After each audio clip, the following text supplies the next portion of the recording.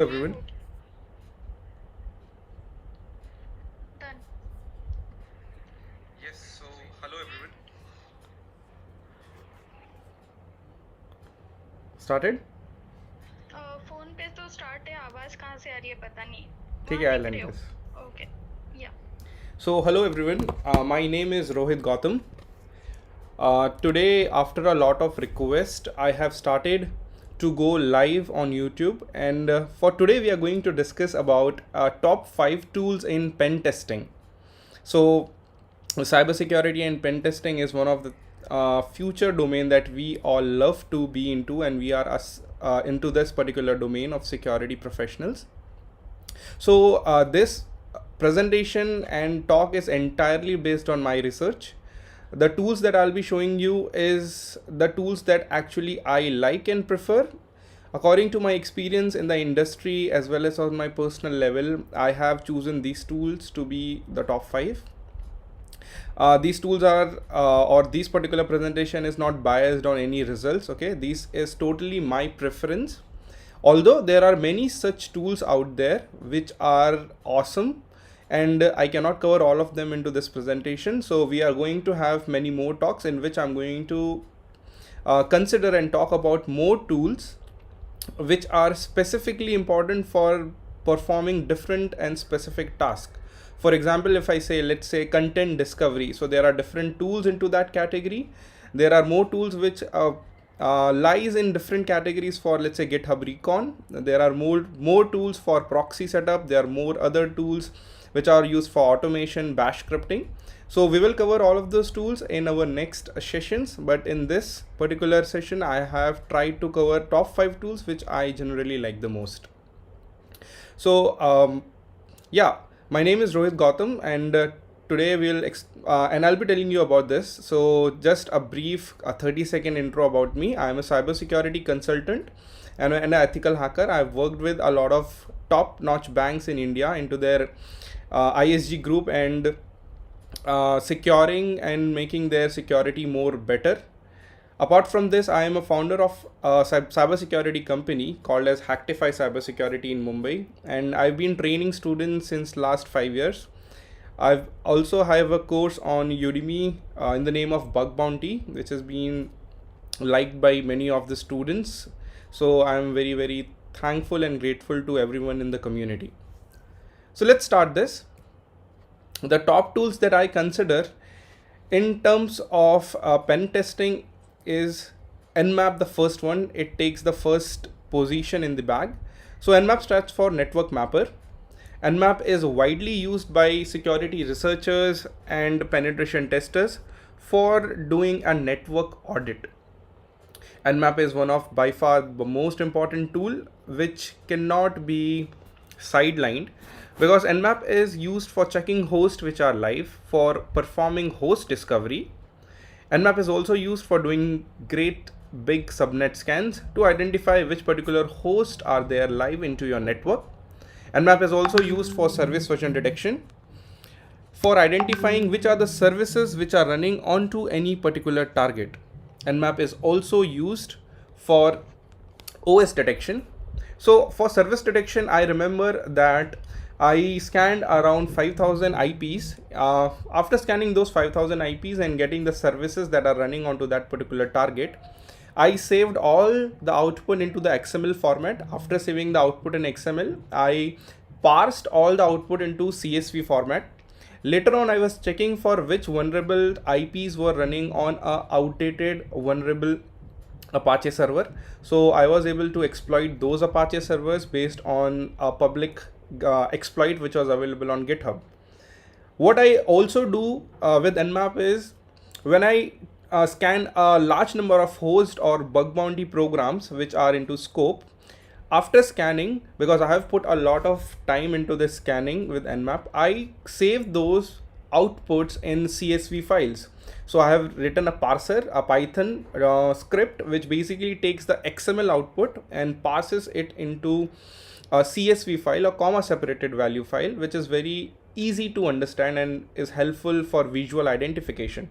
Although this particular feature is not included by nmap by default, it only converts the output in some of the major formats like XML, greppable format, normal format, script kiddie format. So I like saving the output in CSV because it is helpful for me for doing visual recon later on. So what I do is I save that into a CSV file format. Later on, when I hear about a new exploit that has been come, or a 0-day which has been dropped, for example, there was a very dangerous vulnerability, Apache struts, which when it came live. So I just went back to my folder and I checked for the servers which were running on Apache struts, and I just got a neat output of these particular IPs running on Apache struts. I was able to exploit them.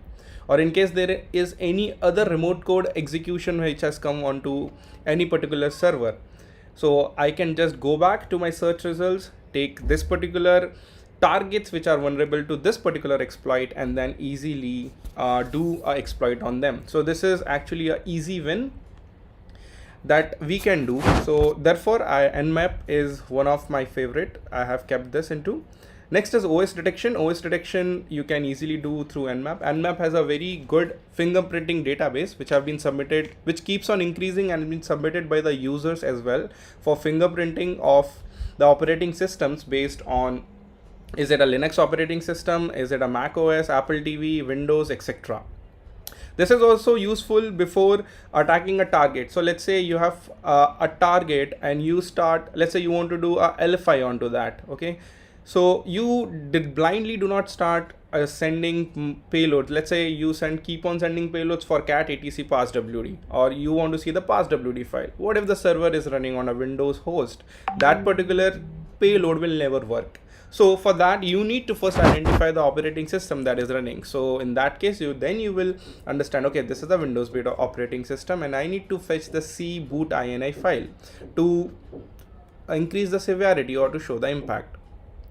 Also nmap is used for recon. So I have listed down a couple of ways through which I can use nmap for doing my recon. One of the ways, identifying are there any WAF? There are nmap scripting engine scripts into the awesome database of nmap, from where I can identify if there are WAF which are running onto a particular server. Scripts like WAF detect and WAF fingerprint, you can use those. Also nmap has a very massive scripting engine which contains more than 400 or 500 scripts for each category. There are different nmap scripting engine categories like intrusive scan, DDoS scan, malware scan, default scan. So you can utilize all those scans and categories for identifying vulnerabilities onto targets. nmap also includes NAC scripts for a web exploitation, wherein you can just attack the web protocols and web service. nmap also has like XSS, SQLi, WordPress enumeration, etc. nmap also has NAC scripting engine for attacking the protocols like FTP, SSH, NTP, Telnet, etc. for different content management systems like Drupal, WordPress, etc.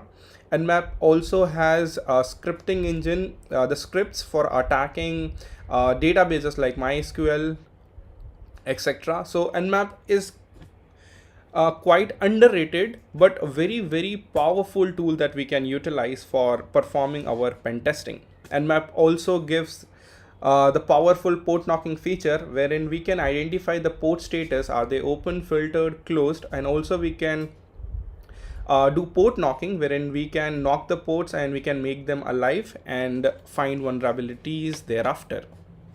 So this was about nmap. I have also launched a course on nmap, wherein I have tried to cover most of the things from basics, how a network works, to the exploitation of nmap. So in case you want to see that, you can also go for the course that I have recently launched on Udemy.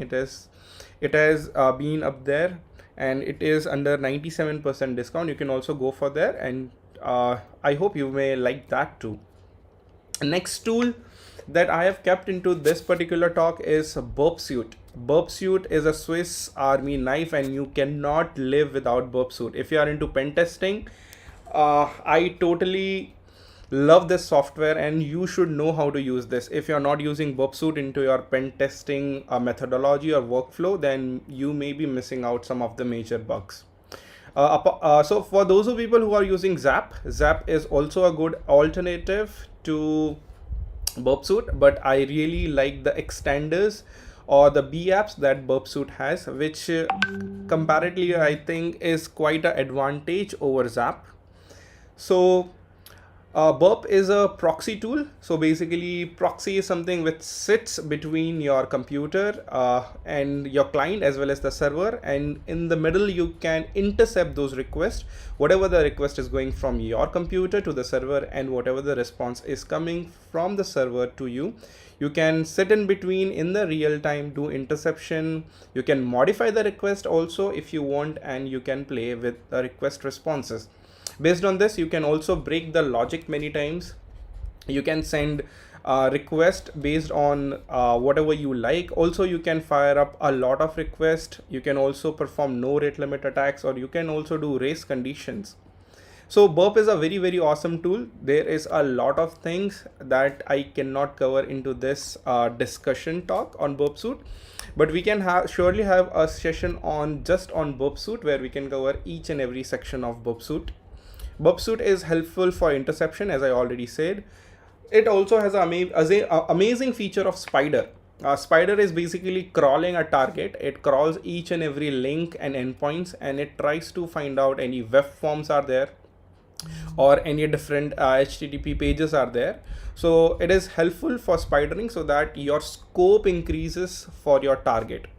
The next thing is decoder. So it decodes if there are any encoded values going into your request. For example, if a request contains a base 64 input, you can just send it to decoder, and decoder will decode it for you. And also decoder can encode the values for you, so you can use that. It is very, very helpful feature. Next is the intruder. Intruder is used for attacking purposes. There are different types of attack types that you can use into the intruder tab. It is very much useful if you want to perform brute forcing, if you want to use for no rate limit attacks, or send simultaneous request very fast to the target. There are different types of attack types into this, which are very, very helpful, which we can later see and break down into a dedicated video for burp. Next is my favorite, is the extenders. So extenders actually, as the name suggests, extends the power of burp. So extenders, most of the extenders are written by the burp community, as well as a lot of security researchers. They have written their own extenders, and it increases the power of burp. Most of the extenders are for each attack type, and there are some of my favorite extenders as well, which I always use when I am onto a target. So this is one of the major feature which misses in Zap proxy, and there is a lot more about burp. As I said, we cannot cover in this short video.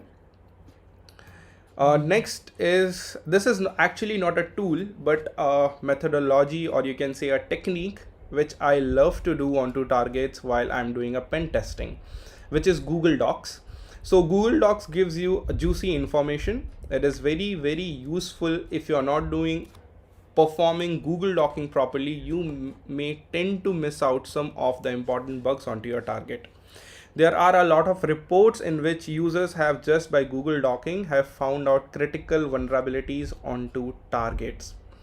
If I recall, there was a report on HackerOne, which was submitted by a security researcher, wherein there was this payment invoices numbers were getting indexed by Google. So there was a misconfiguration in the robots.txt file, wherein this sensitive details were getting indexed by these crawlers of Google, and a security researcher who just gave a particular Google Doc query with the right operator was able to retrieve all that sensitive information from those PayPal servers. And this was quickly acknowledged, and also this was quickly patched with a good bounty. There are many such reports. One of the famous reports which I have seen is on HackerOne for Snapchat. So the security researcher was paid a bounty of 15,000 US dollars, wherein there was a there was a token which was indexed on GitHub. So that token was actually very sensitive token for one of their logins of some of the admin account, if I can recall it correctly. So that particular token was indexed in the GitHub, and he was just able to find that token, although he did not use that token, or the security researcher was not even aware how to use that token. He simply reported, and it was very good that Snapchat quickly acknowledged and said that this token was one of the important token for one of the logins of their account. So that particular report was acknowledged with quite a huge bounty. That's why Google Docs is important. There is one more report that I can recall for Google Docs is one of the security researchers from India. I am really sorry, I cannot recall his name. He submitted a bug to Google in which he was able to find out a parameter. That parameter was referrer ID. The report was for taste.google.com. We generally refer it to as Google Pay. He was able to find out a parameter that was referrer ID, and in the referrer ID parameter he saw that whatever value he gave just got reflected onto that particular page. He quickly gave a XSS payload into the input, and to his surprise he was able to see that there was a XSS line there. So he was also given a very good bounty by Google. So Google Docs, yes, very important for finding out juicy information, hidden endpoints, and hidden subdomains sometime. As you can see over here on the right, I have shown you some of the operators like in title to search a page title. For example, in title admin login, all in title. Yes, I can recall one more report. It was submitted to Hotstar. So there was a subdomain, basically vertical correlation domain, which was found out by a security researcher again from India, wherein he was able to based on this Google Docs, he was able to find out a domain which started something like something admin int login.hotstar.com. So he was able to find that particular subdomain. He went there. There was authentication, said username and password. He just tried with the default credentials, that was username admin, password admin, and boom, he was logged into that account. So again, he was given a bounty based on the work that he performed. So you can see there are many operators which you can find on the right hand side. Also the GHDB, which is the Google hacking database, has massive amount of Google Doc queries that you can use for finding out sensitive information, hidden endpoints, vulnerable servers, and a lot more. So I recommend going on GHDB, that is Google hacking database, and you may find out a lot of Google Docs that you can utilize for sure. Okay, the next tool that I have kept into this particular presentation is dir search. So dir search is one of the tools that I really like using. Someone messaged me, top tools list is there, left hand side, try to fill the screen. I think the screen is not properly visible. Just give me a second.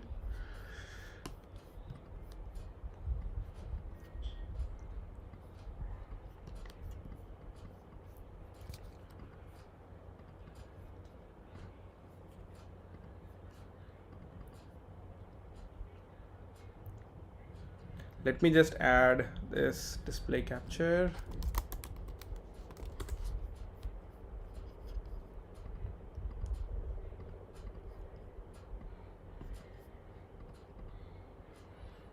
Let me just add this.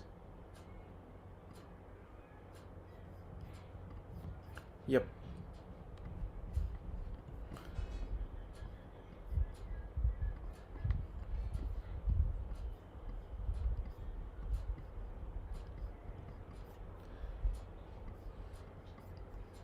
Really sorry about this. I think it should be visible now.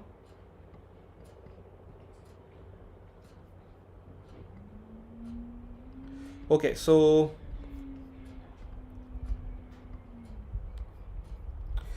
now let's continue, and yes, So the next top tools that I have added is a dir search, which is directory search, which I really like using. dir search stands for directory search, and I have recently got some good sensitive data from many websites. So I really like using this tool, and I have added this. So dir search basically works on brute forcing the directories. So it brute forces the directories, and after brute forcing, it finds out sensitive information for you. So basically you can brute force a directory, and you may find out etc passwd or some type of source code or backup files onto that particular server. The best thing about directory search is you can also, now the best screen about directory search is that you can also give extensions. You can also give extensions over there, and extensions like php, aspx, or let's say you can give extension like .env file, which will give you the environment a variable file, or you can also give extension like .back, which will give you backup files. Okay, which will give you backup files. You can also use extensions like backup .env, different extensions like .zip. Sometimes developers do a mistake wherein they just zip all their source code, so you can directly just get the whole of source code onto your computer. Okay. Sometimes dir search is also helpful in brute forcing the pages, wherein I have shown here. For example, if you're brute forcing any website, let's say example.com. So when you're brute forcing, /admin directory is not particularly available for you to access, and you get a 403, which is forbidden. But if you put admin into your particular target when you're brute forcing, you keep admin into your target. Okay, and you start brute forcing from /admin, and you may find out that add users.php is available, and you may get a 200. Okay, so this technique, I have found out by this technique many of the vulnerable programs wherein the admin directory is authenticated, but the directory above admin is not it is not authenticated above admin, for let's say add users.php or phpMyAdmin, something like that. Okay, so that's why I have kept dir search. It is very, very useful for brute forcing, although there are other tools as well. I have used different tools for directory brute forcing like NocPy, but I really like dir search. The next is content discovery tools, which I have added over here. So this is not a single tool, there are multiple tools which are made by Project Discovery. Okay, I really like the work Project Discovery team is doing for giving some such awesome tools like Nuclei. There are many such tools which are very, very awesome for the community. So I love using Project Discovery tools. I love using Subfinder, which is used for subdomain enumeration, DNS probe to see the CNAMEs of any particular target. HTTPS is used for finding out the correct HTTPS, and the status code of any particular target. I also like using URL probe. URL probe version 2 is also out there. I like using that too. And there are a lot of awesome tools by Project Discovery onto their GitHub page, which I really like using for content discovery. The next is Shodan, Censys, and Grey Noise. So basically the internet connected search engines, which I preferably use into my pen testing.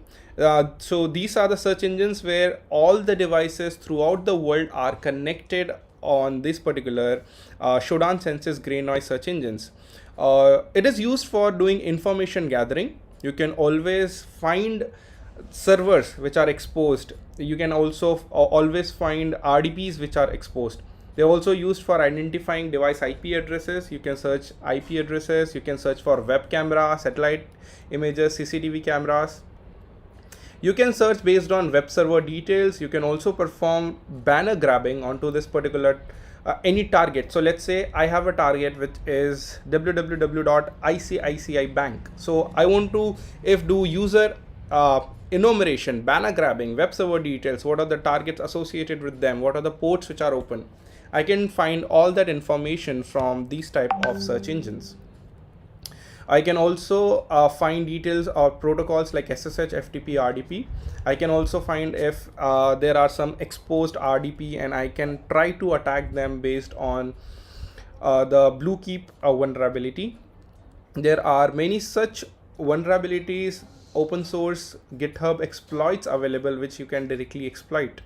I've also added some of the filters that you can use while you are onto this particular targets. So you can use filters like city to find devices in a particular city, country, geolocation, host name, net, OS, port, before, after, and there are a lot of filters that Shodan, Censys, and Green Noise has. I have just listed a less number of filters, but yes, there are a lot of filters in there, and we can have dedicated sessions on using Shodan, Censys for your penetration testing and enumeration. The next one is GitHub Recon. I really like doing GitHub Recon because these are some of the quick and easy wins that you can do. So GitHub is an awesome place to save your code, and all the developers, they love saving their code on GitHub.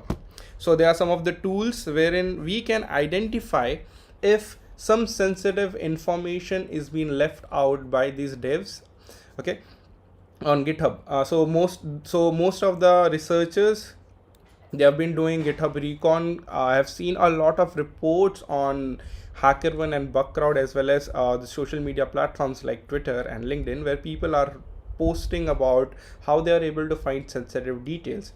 These sensitive details can directly be found out by these tools, which are, I have listed some of them, like GitRob, GitHound, Get All Secrets, or the manual way.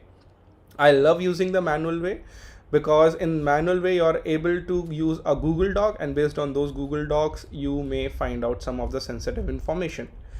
Sometimes this sensitive information is in the form of username, password, credentials, API keys, Docker credentials. Also sometimes these are into base 64 encoded values. So you can also find out those base 64 encoded values of credentials, which is the username, password, which can be useful and which holds a lot of severity. Also for GitHub Recon, you may find out private IP addresses which are very useful, and through those private IPs you can go and connect to private endpoints, which are some of the endpoints which are only for the internal employees, but they are exposed to the WAN to the public network just for their internal ease. So this has been one of the things that I've been finding out a lot on GitHub. When I'm doing Recon, I find private endpoints which are only made for the internal employees, but for their ease they expose it to the WAN, which are generally not tested or secured.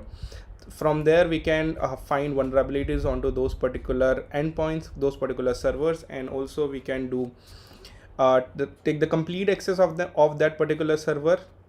Through that server we can identify which other applications are hosted onto that particular server and attack other applications as well, and also get hold of the internal network, through which you can do a lot of things like port scanning, identifying whatever ports are running, vulnerable services, etc, etc.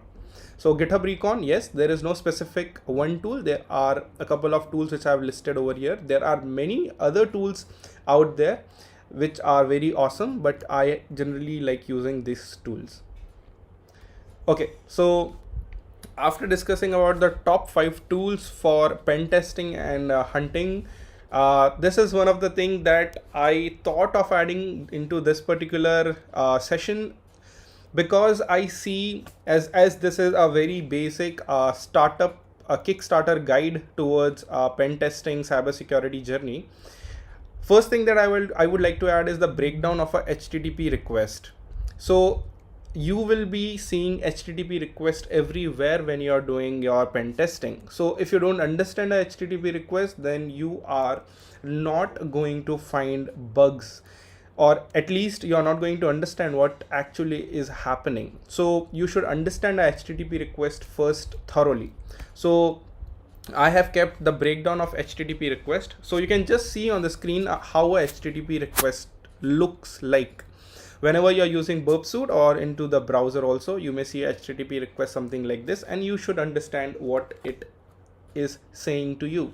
So you can see there is a HTTP request from target that I have chosen over here. Let's understand this. So you can see the get.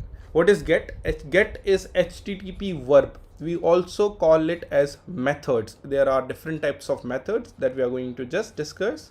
Like get, there are post, options, trace, head, etc. And you can see HTTP 1.1, it is the version of HTTP. Latest version is 2. HTTP 1.1 and 2 has a very big difference. There is a parallel connections which are opened in one single connection request, which is simultaneous parallel connections can be shared and data can be transferred in only one particular connection. So get is HTTP verb, HTTP methods. Next is the host. That is the host header. And if you try to modify the host from YouTube to, let's say, bing.com, then you may redirect to bing.com. We see a lot of vulnerabilities which arises because of host header, which are generally falls under open redirect attacks. They also arise because of this, and they fall under this category of open redirect, wherein the attacker is able to change the host and it redirects to the new host into the response, and it basically redirects the victim to the new location. The location header is set into the particular response, which is why host header arises. The next is the user agent. The user agent says the client software details. As you can see, Mozilla, Macintosh, Firefox version 77.0. See, these are the client software details which are taken by the server. Next is the accept, which says text HTML application, XML application, XML. So this is, we are expecting a TXT, HTML or XML in the response from the target server. So we are requesting the type of the response that is going to come, which is either TXT, HTML or XML. Next is the accept language. Accept language means a request for a specific language. As you can see, it is written EN-US, which is English US, comma English, comma Q equals to 0.5. So that Q is quality factor. Okay, so quality factor is something which you can say that we are requesting the server for the quality factor. It lies from 0 to 1. For example, let's take this example only. English US, the first in the priority, next is the English. Okay, so I want to first get the language from the server in English, that should be US English. Okay, if it is not available, then show any type of English. Let's say British English. The quality factor should be 0.5, 50%. Okay. In the above example, in the accept, you can see text HTML application, XHTML plus XML application / XML. Then the quality factor Q is given as 0.9. Okay, so apart from this, anything that you can send it with the less priority. From first, it should give text HTML application and so on, then it can give other things. Okay, after that you see image / WEB web P. Okay, and it is saying if you're not able to serve any of these things, then give anything. So it is denoted by */ and the quality factor is given as 0.8. Okay, the next one is accept encoding. So how content are encoded. So basically it is gzip and deflate, how the content is going to get encoded when it is transferring from the server. Next is the connection keep alive. It means this connection is going to be reused for communication. Next are the cookies. So what are cookies? Cookies are sweet and they contain a lot of sensitive information. So cookies contain the chunks of data, as you can see over here. In this particular request, I can see CFDUID, which is Cloudflare user ID. And there are so many other cookies wherein I can also see UID, which is user ID, SID, which is maybe server ID. Okay, so these types of cookies are sent into the cookie header, and the cookie header, right? Okay, the next one is upgrade insecure request 1. What is this? The server is saying the server can redirect to a secure version of the site. So let's say we are getting the response or the response page from the server in an insecure manner, then we are saying please upgrade insecure request if you can. The server has to redirect this to a secure version of the website if it is available. The next one is the vary header. Vary header is similar like the previous one. in which we are going to say upgrade insecure request. So if the page is sending us an insecure request, then we will say, okay, please send us a secure version of this if you has. Okay, the last one is the cache control. Cache control max age 0 means client can cache a resource and must revalidate each time before using it. So this basically means we can cache the body of the particular request that are coming from the server, but we cannot cache the sensitive information like cookies. Those cookies need to be revalidated again. Okay, so if the cookies are there into your particular browser, then they will not be cached. They need to be revalidated again whenever you are trying to request for a resource. That is why cache control has been added as a header. Okay, so let's understand what is a host into your header. As we saw on the left hand side, you can see a request is going wherein the host is set it as bing.com. So this particular host is known as this particular header is known as host header. So host defines which website the request is to be made to. In this case, the request will send to the bing.com. If this was changed to google.com, the request would go to Google. Next one is the method. As you can see, in this particular request, the method that has been used is a get method. As you can see, get retrieves the data. There is another method called as post, which creates the data or sends data to the particular web server. Put is again used to replace the data. It can also save the data into any database or server. Delete is used for deleting data.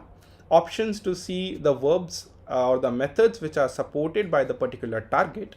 Head is again like get, which can be used to particular server.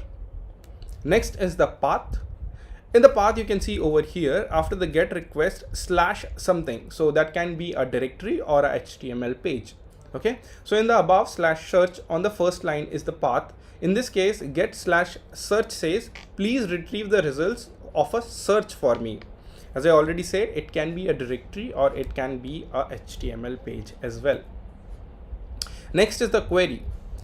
Get search question mark q equals to test. So this is particular a query. So q equals to test is a query where q is the parameter and test is the value of that particular parameter. Remember, there can be multiple parameters as well into your search result.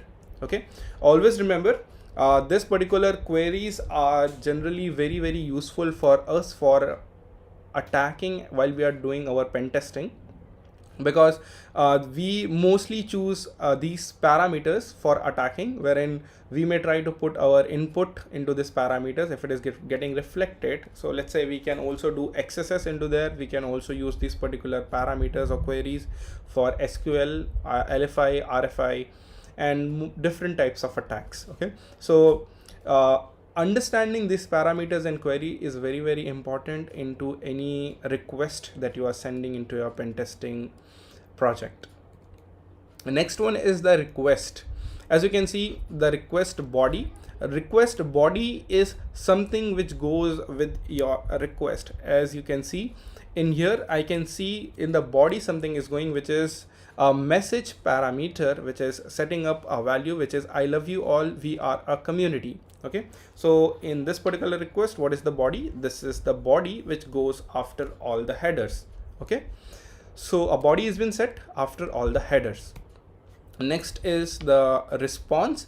The response also contains a body and again a lot of headers. Okay, so the response body would contain something like this after the headers, which is sweet, we love the community. Okay, so this part is considered as your header into your particular response.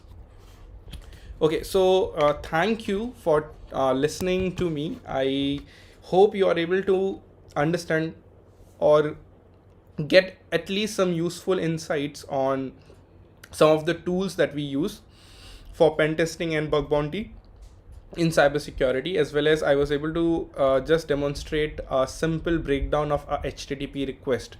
There is a lot more that we are going to discuss in our upcoming webinars, upcoming talks like this when I'll be coming on YouTube live. We also have planned for a lot of particular talks on bug bounty hunting. We have also planned for how you can make your bug bounty hunting approach and methodology good. We also planned for Recon, which is very, very important for every one of us. We know the importance of Recon, so we will be taking up a session on Recon very soon for bug bounty hunting tips, pen testing tips on bug bounty tips on different attacks. We'll also be taking session on OWASP, how can you kickstart and learn about OWASP. We'll be taking sessions on burp suit, Linux, and different tools. Yeah, so basically there is a lot of there into a bucket list that we want to start taking on. So this was our first live video, and I hope you got some useful insights and are able to learn something from this particular live session. So it is the time to take the questions now. So let us quickly take the questions and see what are the doubts that you guys have, so we can solve those doubts quickly. So let's see some of the doubts that we have. Okay, so there are a lot of messages going on. So any time spot for those webinars, we have decided for coming at least twice online, twice a week. Okay, so we'll be coming twice or thrice. Okay, so next time we are deciding, you're not yet decided, but we'll update every one of you shortly when we'll be coming online. Okay, the links will be shared on LinkedIn as well as on Twitter and other handles, so you guys can come to know. The best way would be subscribers, and you'll get an alert then at any time when we are coming online. Stay tuned guys, because next we are going to talk about Recon.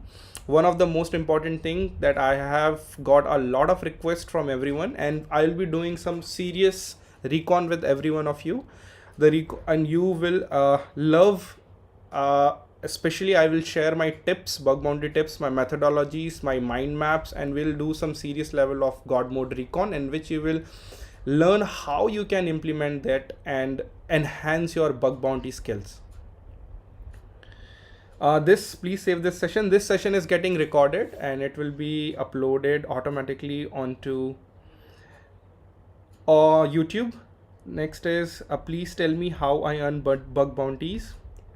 So this question is asked by Asif. So we will be taking up a session on purely on bug bounties. Okay, most of the sessions will be on bug bounties only. We will start with the psychology, the rules, top 10 rules, and how you can start from basics to advanced exploitation level. Also we will learn automation for bug bounty hunting.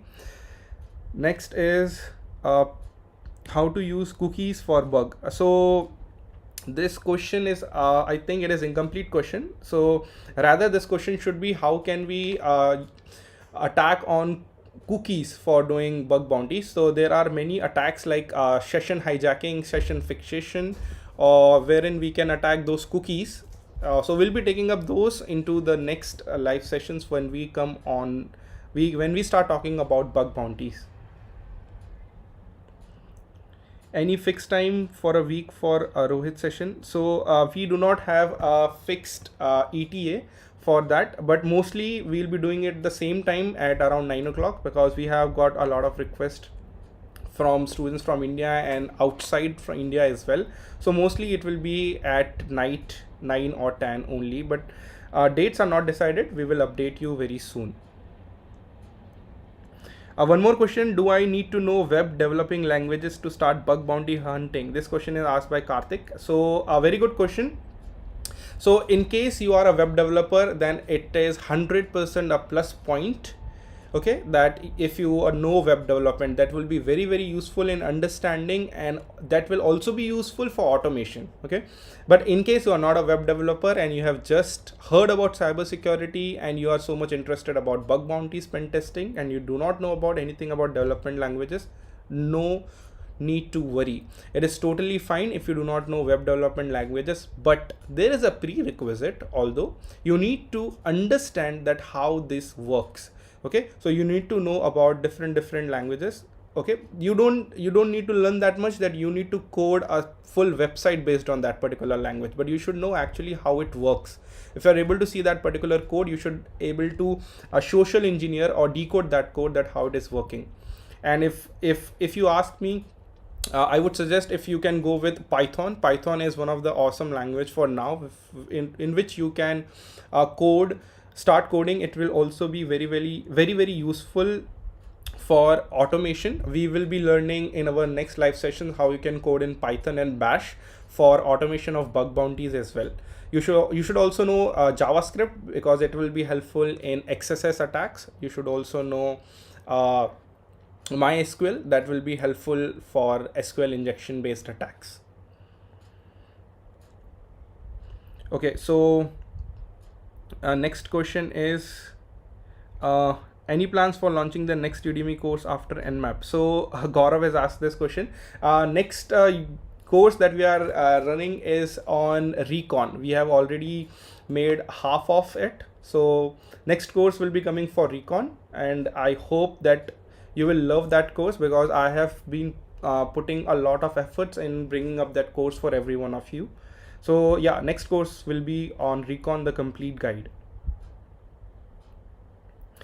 So next question is, does data loss prevention come under cybersecurity? Of course, data loss prevention comes under cybersecurity. There are specific tools for DLP. There are many such tools which are made by many different vendors like McAfee, Symantec for DLP, and companies, they introduce and use these tools into their organizations. There also SOC teams, the security operations center teams, handles these types of tools into any organization.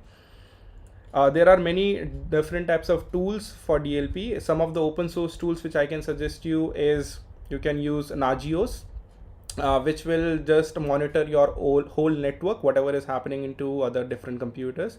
There are different tools like Snot, which is a IDS IPS, which will also monitor, which will act as a firewall for your particular network. Although there are many paid such tools and services out there which you can also go for.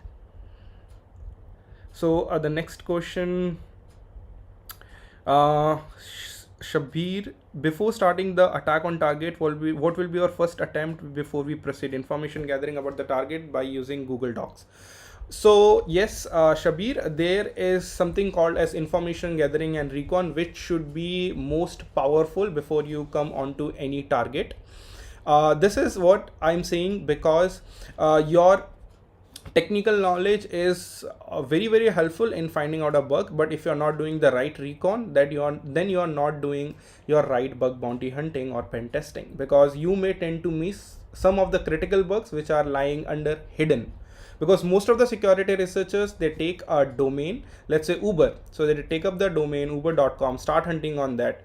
But guys, uber.com has been hunted by many security researchers from many years. So they have obviously fixed many of the low hanging fruits out there.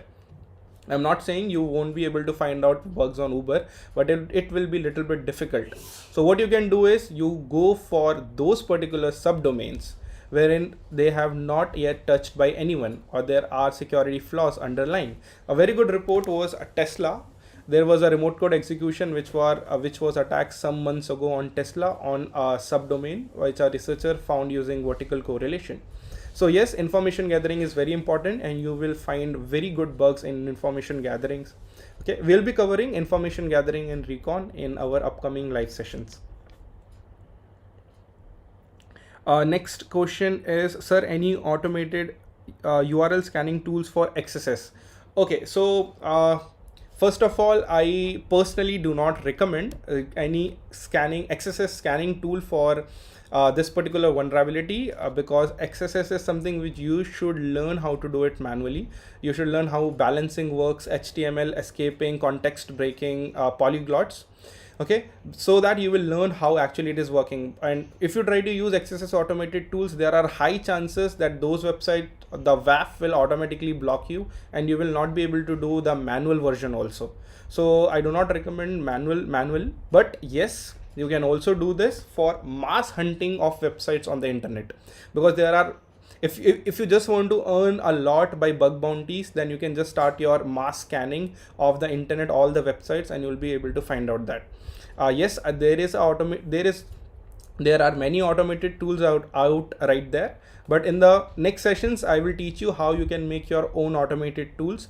The best approach that I like personally, apart from all the tools, there are many tools. The best way and approach I like is taking that particular domains or the endpoints from a Wayback URL. So take all the endpoints from the Wayback archive. After taking from them, take all the endpoints, take all the parameters from those endpoints. After taking those parameters, there are very good tools by Tom Nom Nom. Take those particular parameters, URLs, and keep on replacing. There are many such tools like QS replace and a lot more, wherein you can just replace those parameters and values by your own XSS payloads, and you'll be able to find good XSS. This is an approach which I like the most, and I will be covering the whole approach from taking a particular target from Wayback archive, taking all those domains, parsing all the domains, and making your own XSS automated tool. Just not limited to XSS, you can do it for everything: Open Redirect, SSRF, SQL, etc. So we'll be covering this into the live session next time. Okay, so next, there are a lot of questions. Sir, how many months it takes to get comfortable in bug bounty? Okay, so there is no specific timeline for getting comfortable or expert in bug bounty. Why? Because it is all about how much time you devote in doing bug bounty, how much curious you are. Okay, so there is no specific timeline. You can get really very good and expert in depth in around 1 month, or you may learn the concepts in 6 months also. So there is no specific timeline, but yes, if you want to start from today itself, if you are new to this is the right time that you can start, and you can gather a lot of knowledge and information. There is pretty good information out there onto the internet. You can read blogs. HackerOne Hacktivity is very good. Bugcrowd blogs are really very good. Okay, so yes, if you start from day one, from today, it will not take much time for you to get good into this. Also, we have also started this series wherein we will be discussing whatever the knowledge to the extent we have to contribute to the community. Okay, so let us see, there are more questions.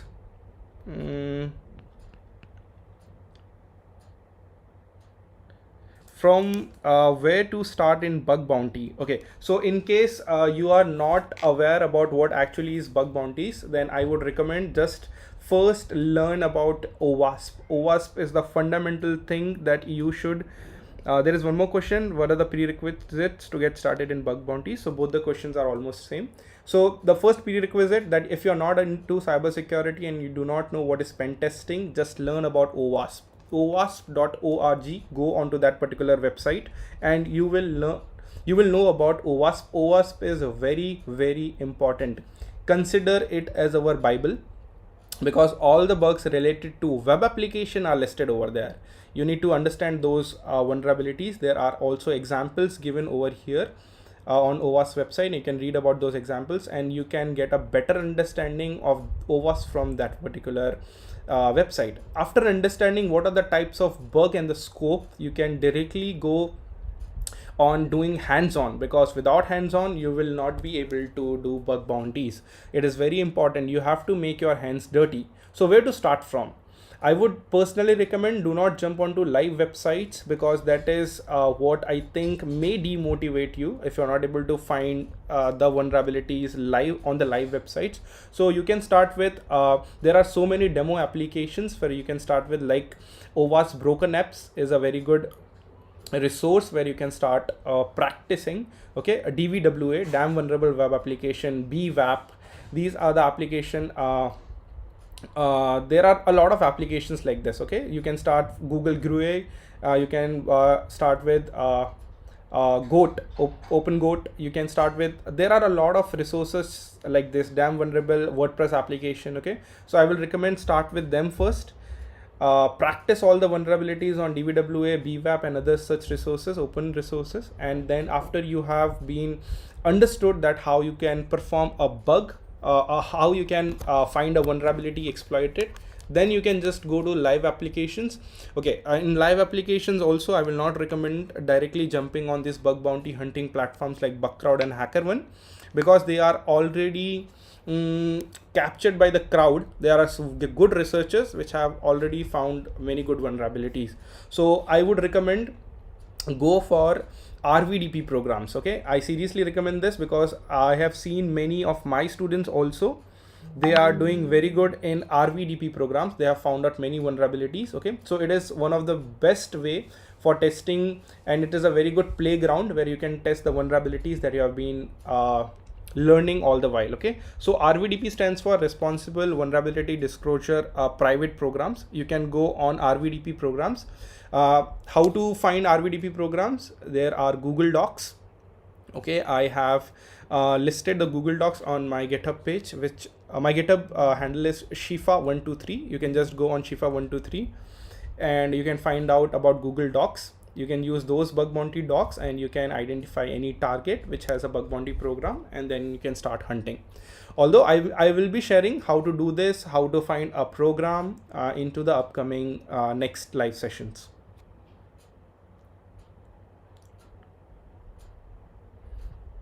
One more question is, have you any idea for, there is a photo in a website which is uploaded by developer and that has a EXIF vulnerability, so where can be reported? Okay, so for EXIF vulnerabilities, it falls under sensitive data exposure. These types of vulnerabilities can be reported to the developers, although they have very limited scope. They are considered as low hanging vulnerabilities. Only Bugcrowd accepts EXIF, mostly it goes under P3. If there is sensitive information like a geolocation, your camera details like that, you can always report these types of vulnerabilities to the developer or to the program if they are having a bug bounty program. Okay. Okay, sir, Android application pen testing is a question which has been asked. Yes, so for Android application pen testing also, there is you can start with Android application pen testing. There is again a OWASP for mobile. Okay, you can read about that. I would recommend going to start with DIVA, which is damn insecure vulnerable Android application. Okay, so you can start with DIVA and you can learn about top 10 vulnerabilities like insecure storage, etc, etc. Okay, we will also be taking a session on connecting or setup of your devices of Android. Okay, how can you set up your device for testing, or with burp suit, how can you test for an application? The most important thing that I see is most of the researchers or most of the people who are just starting in mobile application pen testing are not able to set up their lab. So they are not able to set up their devices with their proxy tools like burp suit, or they are not able to bypass the SSL pinning. Okay, I have seen most of the people are not able to bypass SSL pinning. So I'll be covering how you can bypass SSL pinning automated with the help of Frida, and there are other tools as well. And also we will see how you can bypass SSL pinning manually by modifying the certificate. Okay, RVDP is not a government website. NCIPC is the website and RVDP is the contact email where bugs can be reported. Yes, so RVDP stands for Responsible Vulnerability Disclosure Program. You can also report bugs. If you want to report bugs to Indian government, you can report that to NCIPC, National Critical IT Infrastructure Protection Center. The email is rvdp@ncipc.gov.in. Very well explained. Shweta Dash is saying, very well explained. Please do come with a session on burp suit explaining about all its feature. Yes, of course, we will be taking up a session on burp suit as well, wherein we will learn about each of its tab. Also, I will tell you guys how we can use the extenders and the B apps. Hello sir, for starting bug bounty hunting, which bug should I choose first? A very good question. Okay, so I would recommend learn OWASP first, learn about all the vulnerabilities, but become a master of a specific type of vulnerability. This is, I'm saying, based on my personal experience. You should first pick up some vulnerabilities, become the master of that, although you should know about all the vulnerabilities. If you are going for a penetration testing role, you should able to find all other vulnerabilities, but you should be very good in a specific vulnerability. So for your specific question, I would recommend, personally, okay, this is my opinion, okay, you can go with XSS. I really like finding XSS. Why?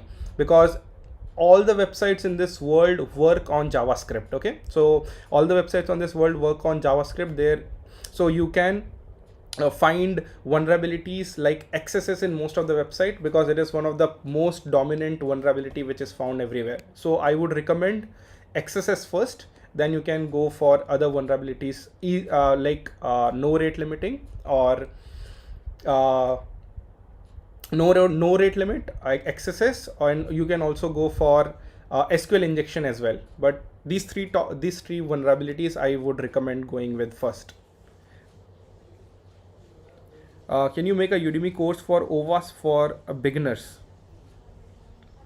Okay, so yes, of course, this is a very good idea.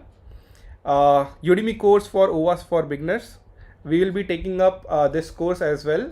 Thank you for this suggestion. We will be taking up this course for sure for OWASP for beginners. It's a very good idea. I have noted down this, and we'll make this course. But although Batista has asked this question, I have already a course running up on bug bounty hunting, where I have just given a brief. There is a section of OWASP in which section I have tried to explain why the vulnerability arises, what happens through that vulnerability, how can you, what is the severity, and how can you mitigate that. So you can just refer to that bug bounty course, in which I have explained all the top 10 bugs of OWASP. There is a section on OWASP. Any tips for a subdomain takeover? Okay, so subdomain takeover are great vulnerability which you can find everywhere. Recently we found out many subdomain takeovers on S3 buckets, that was AWS environment, on it was SendGrid. Yes, on SendGrid we are able to find many subdomain takeovers. So for doing subdomain takeover, the tips that I would recommend is, what you can do is you can run a particular scanner on many of the subdomains. Okay, the best thing that I would like to recommend for subdomain takeovers is, first thing is to identify the right subdomain that you want to take over. Okay, if you just are trying to go onto the first subdomain, that is, let's say uber.com, obviously that is not going to be vulnerable. Okay, so how to identify the subdomains is the main question for doing subdomain takeovers. The best method that I would recommend is Recon is very good for doing subdomain takeovers. How? So let me just explain. For example, what you can do is you can do reverse whois. So let's take an example of facebook.com. Okay, so facebook.com, if I perform whois, then I will come to know about that facebook.com in the whois results is registered by facebook.com registrar, or I may get an email address which is domain@facebook.com. I will take that particular domain name, okay, or the registrar's name or email address. I will go onto a reverse whois website like Hooksy, and there are many Wooksy, and there are many other tools like toolsxmlapi.com. I have written these tools into a subdomain enumeration guide that I have written. Okay, and then what I will do is I will do a reverse whois lookup, and after that I will get a huge list of acquisitions of that particular target, that is facebook.com.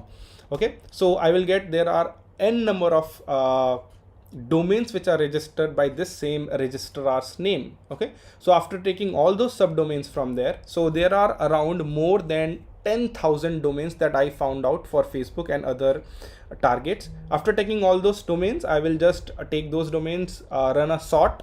After sorting, I will remove the duplicates. After removing the duplicates, I will see which of them are up. I can use HTTP probe, or I can use different tools to see which are up, which are giving 200. Okay, from that I will again run a sort and keep all those domains at one side. Okay, so after taking all those domains, what I can do is I can just run a DNS parser, okay, any tool, a DNS parser, which will just request to that particular target, okay, and see what are the CNAME records over there, okay. Also, what you can do is you can run a tool like Web Screenshot, okay, or Aquatone, okay, wherein it will just crawl that particular target, take a screenshot, and save it into a directory. What you can do after some time, let's say after 1 hour, just go there, keep on checking all the screenshots, and you will come to know. Okay, there are many templates for you to identify. The templates are given online. I will when I will take this subdomain takeovers in the next live session, I will share those templates as well. So for AWS, the template is the bucket not found. For GitHub, the GitHub takeover, the template is this page does not exist here, okay. For Azure, it is a different template, okay. For different types of other platforms, there are different types of templates. The templates are given in Nuclei, one of the very good tool which is given by Project Discovery, okay. So you just go through the screenshots and you will be able to see, okay, this particular target is vulnerable because I see the bucket does not exist. Just you can directly go and take over. This is one of the best way which I use for doing subdomain takeovers on live websites and mass hunting on many domains. Okay, we have also found out many domains like many subdomain takeovers by this way, and actually mass subdomain takeovers you can do this way. Okay, so this was basically theoretically I was able to explain the approach to you. We will do this practically also in the upcoming live sessions. Okay, so when you are doing bug bounty, it is mandatory to use Kali Linux. Which OS do you recommend? Okay, so for doing bug bounty hunting, you can always use operating systems like Windows, Mac OS or Linux. There is no difference in any of the operating system. Okay, so this is one of the things which I see by many people, that if you are using Windows operating systems, then you are not doing it right. Okay, it is not like that.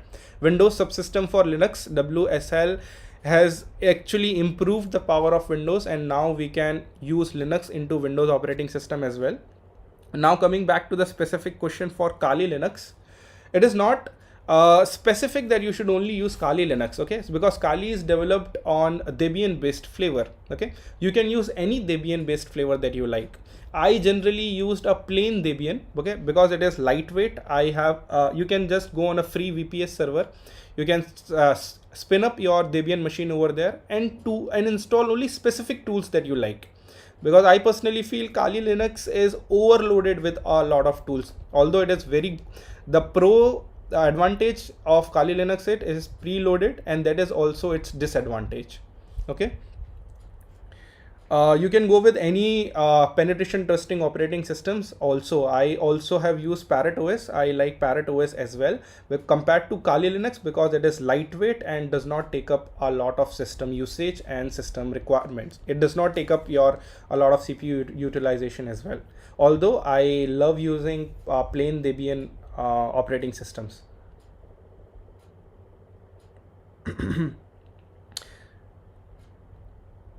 How to create account on SendGrid? They are not allowing to create. Is SendGrid vulnerable? Okay, so specifically I have not created account on SendGrid, but I have done the subdomain takers of SendGrid, wherein the SendGrid subdomain was pointing to AWS. So I was able to make a bucket on S3, and I was able to take over that particular subdomain, and I was able to claim that subdomain on AWS.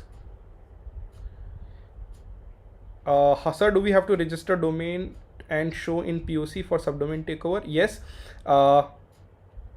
you have to take over that domain for demonstration purposes for POC. Although we submitted some of the reports on HackerOne and Bugcrowd, where we just gave them a report wherein we said potential subdomain takeovers, and they were like, please show us the impact by taking up those domains. Okay, so in case you also if show potential subdomain takeovers, they will reply you with, please take over those domains. So you need to take over that domain to show.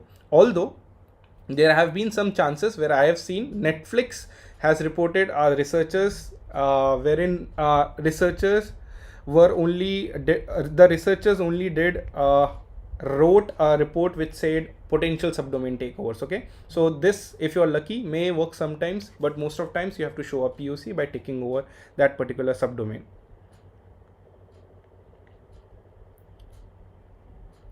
Okay, so one question by Jitesh. Sir, when we request again and again by some nmap and other tools, sometimes we get blocked by web server. So is there any tip so we can do recon silently and locate? Okay, so there are many ways that you can do. Okay, because nmap, if you use nmap directly on the target and you start scanning all that particular ports, then there are chances that the firewall may block you.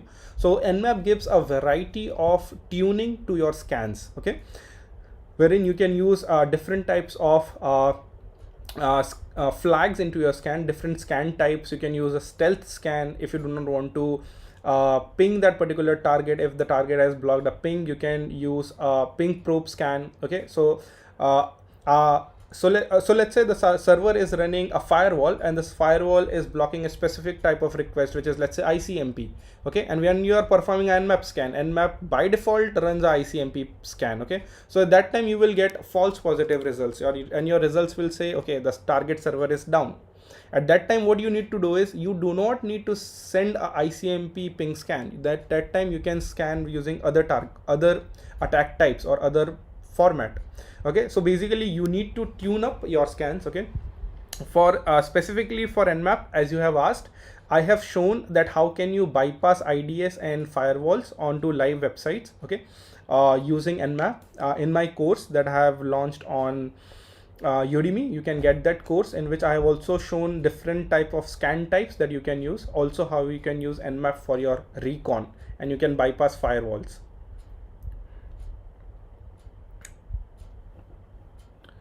Okay, so the next question is, what are your thoughts on AI taking over cybersecurity? Asked by Harshit. So it's a very good question. Cybersecurity is very good. We all know that. Implementation of AI in cybersecurity is again more better. Why? Okay, because you have to look to both the perspectives. Okay, as from the company side as well as the attacker side. Okay, so they are implementing AI with cybersecurity. Okay, so they are going to block all the patterns.